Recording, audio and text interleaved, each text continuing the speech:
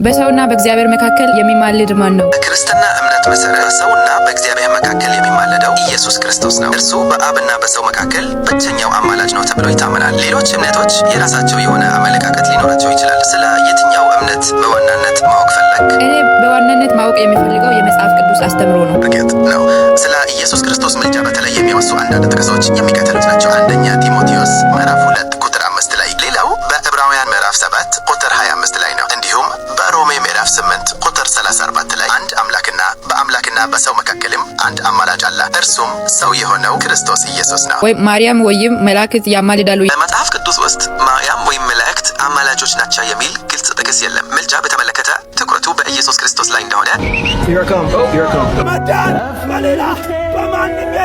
ማንም በእኔና በቃሌ የሚያፍር ቢኖር የሰው ልጅ በታላቅ ክብሩ ከሰማይ በተገለጠ ጊዜ በአባቱና በመላእክት ፊት ያፍርበታል።